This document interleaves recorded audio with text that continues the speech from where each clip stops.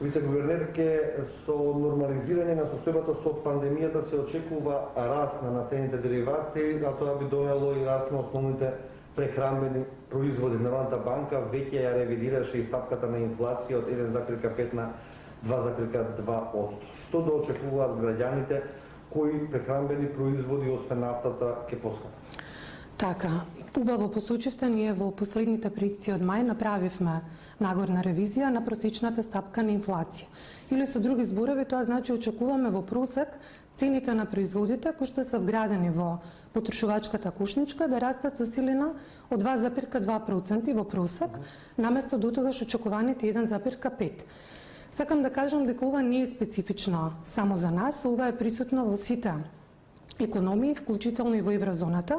Европската централна банка направи нагорна корекција на стапката на инфлација и уште повеќе и во првите месеци од 2021 година се забележува забрзување на инфлацијата во речиси сите земји во Европа, па и глобално. Например, во еврозоната, еве само да илустрирам со пример, ако минатата година просечната инфлација беше нешто над 0%, во првите 5 месеци од оваа година забрза на 1,4%. Кај нас забрзувањето е поумерено, од 1,6% минатата година со мајските податоци на 2,3%. Тоа што е очигледно е дека движењата се синхронизирани, значи постојат некои глобални фактори што ги придвижуваат цените во глобални рамки. Вие посочивте во самото прашање ваше дека има раст на цените на енергенсите на нафтата, тоа е точно, поради помала понуда, меѓутоа и закрепнување на азијските економии, особено изразено, цените на нафтата се очекува оваа година да бележат двоцифрени стапки на раст. И всушност, ако ја погледнете нашата инфлација во првите месеци од оваа година, тоа што го движи забрзувањето се цените на енергентите. Цените на храната растат, раста и минатата година. Она што е битно е да се каже дека тоа не е некој дисперзиран раст меѓу сите прехранбени производи, односно концентриране главно во неколку прехранбени производи, како што се, например, цените на маслото за јадење, односно цени кои што се изложени на овие глобални влијанија. Меѓутоа, да напоменам дека вакви глобални циклуси на раст на цените на примарните производи и на енергијата и на храната, ние сме имали и во минатото. Ние сме мала економија, отворена, трговски сме интегрирани, увозно сме зависни и тоа што е важно, што некаде околу половина од потрошувачката кошничка во нашиот потрошувачки индекс всушност отпаѓа на енергенсите и на храната. И оттаму природно е кога има вакви глобални циклуси кај примарните производи, тоа да се пренесе делумно и во нашите домашни цени.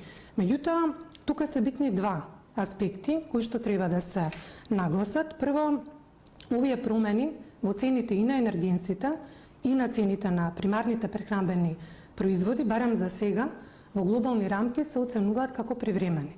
Че не се очекува тие да имаат продолжено влијание и да ја подгреваат инфлацијата и во периодот што следува.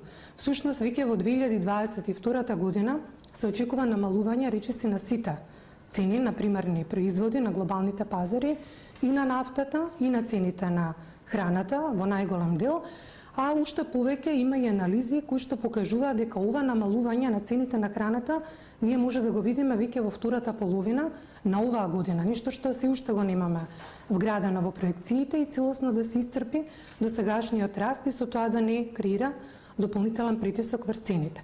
Што е првиот аспект, за сега барем, овој глобален циклус се оценува како привремен, како транзиторен. Вториот аспект, ниту кај нас за сега, ниту во останатите економии, не се очекува дека ваквиот раст на цените на трошоците на инпутите во целост и со голем интензитет ќе се пренесе врз финалните цени, односно врз цените на останатите производи. Зошто е тоа така? Затоа што се уште сме во фаза на закрепнување постпандемиско и не се очекува голем притисок од побарувачката кој што би можел да ја подгрее инфлацијата. Секако можни се привремени зголемување на цените во некои сегменти кои што се врзани со самата пандемија, со самото отворање на економијата, отварање на оние сектори кои што бараат социјална интеракција, не е исклучено да има некои привремен раст на цените. Затоа сумирано да кажам дека и кај нас и во останатите земји се забележува забрзување на инфлацијата, на просечниот раст на цените во потрошувачката кошница, меѓутоа тоа се врзува со глобални фактори од транзиторен карактер. Вие можеби забележавте ова и ставот на Меѓународниот монетарен фонд, кој што објави соопштение по мисијата за нашата земја, каде што го потенцираше токму ова прашањето на инфлацијата, врзувајќи го со привремени фактори. Се разбира, можно е да има прелевање врз останатите цени. За сега го цениме како ограничено и проекциите на среден рок и за нас и за сите земји во Централно-источна и Југоисточна Европа за сега покажуваат инфлација во просек некаде околу 2%. Се разбира дека ние како Централна банка постојано ги следиме и промените во цените, а она што е особено важно и промените во изворите. Што е тоа што го движи растот на цените? За сега сметаме дека се фактори на страна на понудата, нема притисоци од побарувачката, ефектите се транзиторни и со оглед на ваквите карактеристики на ценовните движења, не сметаме дека овие промени бараат некое затегнување на монетарната политика или промена во сегашната монетарна поставеност. Спомна се дека економијата полека се отвара, тоа значи поголема активност и на компаниите и на граѓаните како вработени и со самото стабилизирање на состојбата, дали сега граѓаните може да очекуваат намалување на каматите на нивните кредити кои што ги взимаат од комерцијалните банки или пак спротивното, поскапување на парите? Така, јас би тргнала од нашата поставеност, од подставеноста на Централната банка, која што може да забележите дека веќе еден долг временски период е во фаза на монетарно релаксирање. Со исклучок на еден кризен период, односно една кризна епизода, континуирано се намалува каматната стапка на Централната банка. Секое монетарно релаксирање, секое олабавување на монетарната политика дава поддршка, стимул и на економијата, на економските текови преку каналот на кредитите, односно преку финансискиот канал. Во текот на пандемијата дадовме уште поголем импулс. Вие се сеќавате, намаливме каматната стапка за цел процентен поен, меѓутоа реагиравме и со други инструменти, емитиравме голема, односно дополнителна количина на ликвидност во банкарскиот систем, преземавме и некои неконвенционални мерки, воведовме регулаторна флексибилност за олеснување привремено на финансискиот товар и да не заборавиме, сме напоменале неколку пати, меѓутоа повторно да посочиме дека сите овие мерки секако беа исклучително важни и критични, особено во првата, во акутната фаза на пандемијата, кога неизвестноста беше голема и пристапот до финансирање исклучително неизвестен. Дали имаше ефекти и каде можеме да ги видиме ефектите од ваквото монетарно релаксирање, што не доведува до вашето прашање поврзано со каматните стапки. Прво, тоа е секако цената на кредитите и тоа што е видливо дека веќе долг временски период има намалување на каматните стапки на кредитите. Од 2010 година наваму во континуитет тие се намалуваат, што значи дека се движат во линија со монетарните сигнали. Се разбира, тука има и структурни фактори кои што делуваат на ова намалување, но во секој случај е конзистентно со монетарната политика. И второ, и во пандемиската 2020 година банките дополнително ги намалија каматните стапки. Ова значи дека и во една кризна година цената на кредитирањето и финансиските услови и за граѓаните и за компаниите беа олеснати.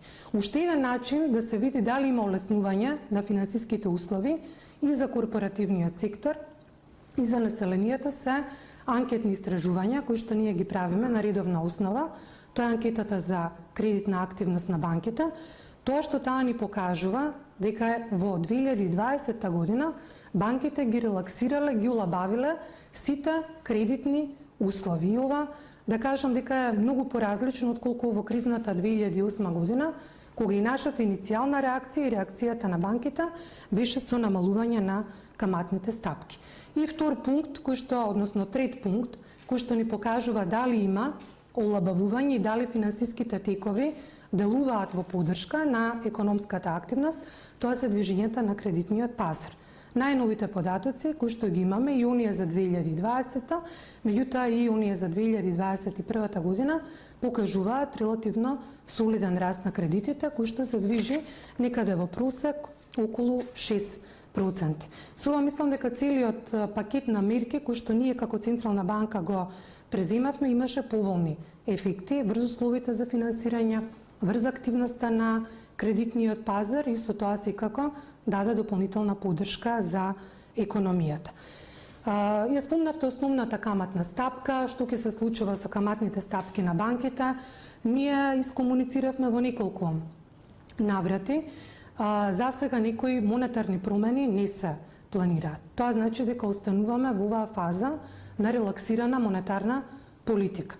Ваков комфор, ваков простор ни дава и Европската Централна банка, која што е Централна банка Сидро, наша, со оглед на режимот на стабилен девизен курс на денарот, која што и натаму ја задржува оваа експанзивна низина монетарна политика, меѓутоа уште поважно со оглед на стратегијата на стабилен девизен курс и комфортното ниво на девизни резерви, меѓутоа и стабилните движења на девизниот пазар, каде што ние во текот на март и април интервениравме и со откуп на девизи, одат во прилог на ваквата констатација. Че ние како Централна банка за сега се разбира со сите информации со кои што располагаме, не предвидуваме промена во монетарната поставеност, тај натаму ќе се задржи релаксирана, а дали банките ќе продолжат со намалувањето на каматните стапки, секако покрај оваа монетарна поставеност и монетарните сигнали, ќе зависи и од нивната позиција, позицијата на билансот, колку имаат простор во своите биланси тоа да го направат, притисокот од конкуренцијата, перцепциите за ризик, значи има повеќе структурни фактори кои што би делувале на каматната политика на банките во следниот период. Основната каматна стапка која што ја намаливте на 1,2%, 25%. Кажете ми, дали се видливи сега ефектите кои што сакате да ги видите во стопанството или допрва треба да се очекуваат?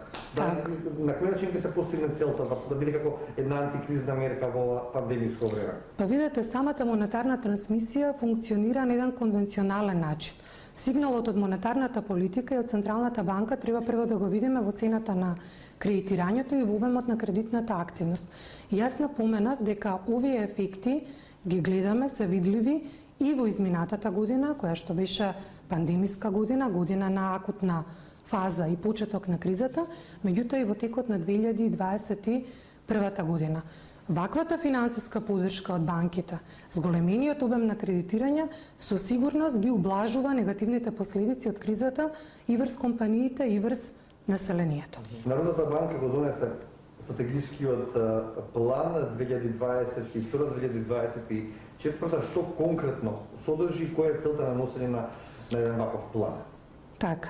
Како Централна банка ние сме институција која што врши функција од јавен интерес и тоа е впрочем видливо преку нашиот мандат да испорачуваме стабилност на цените и финансиска стабилност, кои што се јавни добра. И оттаму имаме голема општествена одговорност, затоа е многу важно да имаме среднорочна стратешка рамка во која што ние ќе ги идентификуваме сите предизвици, промени во окружувањето и надворешно и во локалниот контекст, кои што можат да имаат импликации врз нас и секако да дефинираме стратегиски цели кои што најдобро ќе ги адресираат овие предизвици кои што ни следуваат во наредниот период.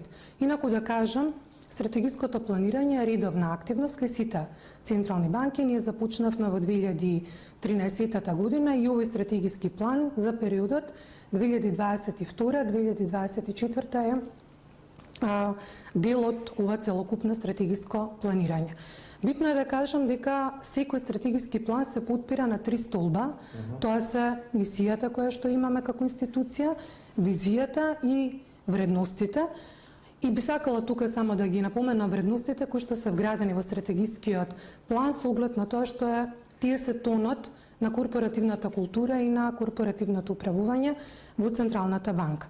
Тоа се вредностите на квалитет во работењето, на интегритет, на лојалност, на транспарентност, лидерство, иновативност, флексибилност, тимски дух во работењето и професионализам. Тоа се тие вредности кои што треба да ја дефинираат и ја дефинираат Народната банка како институција. Оваа година направивме одредени промени во стратегиските цели со оглед на тоа што во изминатиот период има динамични промени во глобалното окружување кои што делуваат и на нашиот мандат и на нашата визија. Главните процеси кои што ги дефинираат стратегиските цели, тоа се процесот на иновации, на дигитализација, технолошки напредок, пропулзивност на финтек секторот, меѓутоа и економски кризи или кризи како што се климатските промени, пандемиите и сите овие процеси се вградени во одделните цели на стратегискиот план. Овој стратегиски план има 9 цели. Дел од нив се традиционални цели кои што се врзани со законскиот мандат и надлежности на Централната банка. Токму во функција на остварување на ценовната стабилност и првата цел која што се однесува на унапредување и вградување на сите овие промени во инфраструктурата која што ја користиме за монетарно одлучување, за да имаме поефикасна монетарна политика и поефикасно монетарно одлучување.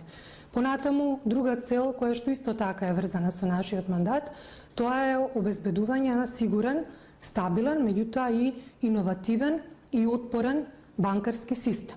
Третиот сегмент или третата стратешка цел е врзана со платежните услуги и платните системи. Во оваа стратегија е вградена цел која што се однесува и предвидува активности поврзани со обезбедување на непречено, стабилно функционирање на платните системи, меѓутоа обезбедување на амбиент и за поиновативни и ефикасни платни системи. Управувањето со девизните резерви исто така е стратешка цел вградена во овој стратегиски план и повеќе во однос на тоа обезбедување на рамнотежа во инвестирањето на девизните резерви помеѓу принципите на сигурност на инвестирањето на резервите, ликвидност, а од друга страна обезбедување на приноси, што е секако голем предизвик со оглед на тоа што на меѓународните пазари подолг временски период приносите се ниски или се негативни. Значи, ова се дел од традиционалните стратегиски цели кои што се директно врзани со законскиот мандат и надлежности на Народната банка. Меѓутоа, секако како Централна банка ние, да речем, визионерски и проактивно идентификувавме и подрачја нови на кои што треба да ставиме посебен фокус во форма на нови стратегиски цели. Ова се однесува главно на 3 пункта. Прво тоа е пунктот на отчетност и одговорност и транспарентност на Централната банка, секако со цел да бидеме препознаени во јавноста и да бидеме разбирливи за јавноста. Во овој контекст важно е што во рамки на стратегискиот план се предвидуваат и активности кои што ќе значат усогласување со најдобрите меѓународни стандарди и практики. Впрочем, во овој период во тек е процесот на евалуација од страна на Меѓународниот монетарен фонд на транспарентноста на Народната банка, а во контекст на најновиот кодекс за транспарентност на централните банки на фондот. Ние доброволно се вклучуваме во овој пилот проект и од него секако ќе произлезат заклучоци и ќе бидат идентификувани пунктови каде што можеме да ја подобриме нашата транспарентност и комуникација. Значи, на ова прашање му даваме стратешка тежина и еден систематски и системски пристап. Втора цел, која што исто така е поединечно издвоена во рамки на стратегискиот план, тоа е целта за финансиска едукација и финансиска инклузија. Прашање кое што доби голема тежина по големата финансиска криза, бидејќи се уведе дека колку граѓаните се подобро информирани, подобро едуцирани, може да носат соодветни финансиски одлуки, толку ризикот од нарушување на финансиската стабилност е помал, бидејќи едуцираните и финансиски писмените граѓани можат да носат соодветни финансиски одлуки, да ги оценат и можностите од таквата одлука, меѓутоа исто така соодветно да управуваат и со ризиците. Затоа и на оваа цел и даваме посебна тежина и се предвидува и носење на посебна стратегија за финансиска едукација и инклузија како еден инклузивен процес во кој што ќе бидат вклучени сите засегнати страни, со што ќе се даде една системска и систематска рамка на прашањето на финансиската едукација и финансиската инклузија. И трето подрачје, кое што е идентификувано како стратешко, на кое што треба да се стави посебен фокус и течина, тоа е вградување на прашањето за импликациите од климатските промени врз економијата, а секако со тоа и врз финансискиот систем во стратешката визија на Централната банка. Тоа сека да ве прекинам, кажувате, генерално во овој план се прашања поврзани со економијата, со финансиите. Што може Централната банка да направи околу промена на климатските, односно да работи на тема климатски промени или климатски промени влијање врз економијата? Ова прашање добива многу голема тежина во Централно-банкарската заедница, бидејќи се настојува да се идентификува токму ова што вие го прашувате, мандатот и просторот централните банки да делуваат на превенција или намалување на ризиците од климатските промени, особено врз финансискиот систем. Ние тоа го идентификувавме и во претходниот стратегиски план, го променивме, со тоа што воведовме посебно подрачје, тематска целина во рамки на стратегискиот план, тоест климатските промени и зелената економија и зелените финансии ги вградивме како посебно подрачје во рамки на нашата истражувачка и аналитичка агенда. Меѓутоа, гледајќи ја тежината и меѓународните трендови во овој контекст и се поголемото значење на ова прашање, во овој стратегиски план дефиниравме посебна цел зголемување на свесноста за климатските промени и придонес за зелена и одржлива економија. Само да кажам, пред да поминеме на некои поконкретни активности, с оглед на тоа што ова е ново подрачје, се уште не истражено, а добива се поголем замав, некаде во март, со цел следење на меѓународните трендови, ние како Централна банка се приклучивме и на мрежата за развивање и поддршка на зелени финанси. Тоа е мрежа во која што членуваат централни банки, регулаторни тела и кои што имаат за цел токму заеднички, координирано и инклузивно да дефинираат и промовираат активности во сегментот на зелените финанси и улогата на Централната банка. Освен овие стратешки аспекти за кои што зборуваме, започнавме со некои оперативни активности кои што се во процес.